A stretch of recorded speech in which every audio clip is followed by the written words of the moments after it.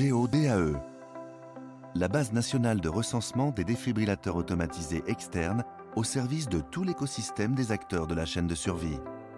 Depuis 2018, tout propriétaire d'un DAE doit déclarer les informations sur son défibrillateur. Une base de données nationale a été mise en œuvre pour permettre à tout propriétaire de DAE de déclarer les informations d'implantation et d'accessibilité pour diffuser aux citoyens et aux services de secours et d'aide médicale d'urgence. GEODAE poursuit 4 objectifs. Diffuser et mettre à disposition les données à tous pour trouver un défibrillateur en cas d'arrêt cardiaque.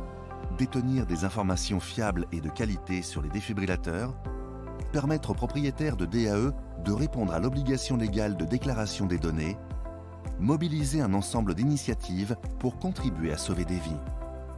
Le savez-vous? À peine un citoyen sur 10 survit à un arrêt cardiaque faute d'intervention. Or, chaque minute passée diminue de 10% les chances de survie. Ces chances sont augmentées de 40% par l'utilisation d'un DAE. Chaque année, 40 à 50 000 arrêts cardiaques sont recensés. Un DAE, comment ça marche? Tout citoyen, médecin ou non, est habilité à utiliser un DAE. Quel que soit le dispositif, l'utilisateur est guidé pas à pas par une assistance vocale, du massage cardiaque au placement des électrodes.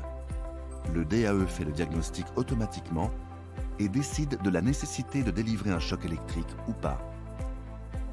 Il est indispensable que toute personne témoin d'un arrêt cardiaque initie la chaîne de survie.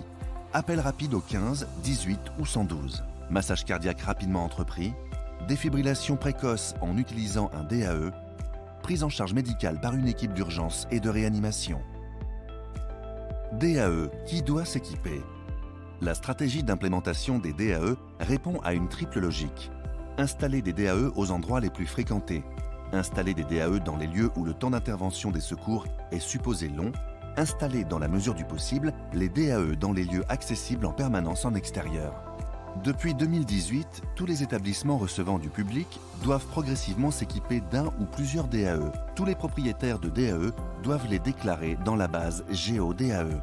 À compter du 1er janvier 2022, cette obligation concernera également certains ERP de catégorie 5 à risque accru d'arrêt cardiaque. Pour les autres ERP de catégorie 5 non concernés par cette obligation, l'équipement est laissé à l'appréciation des propriétaires ou copropriétaires pour contribuer à renforcer la couverture territoriale et à sauver des vies.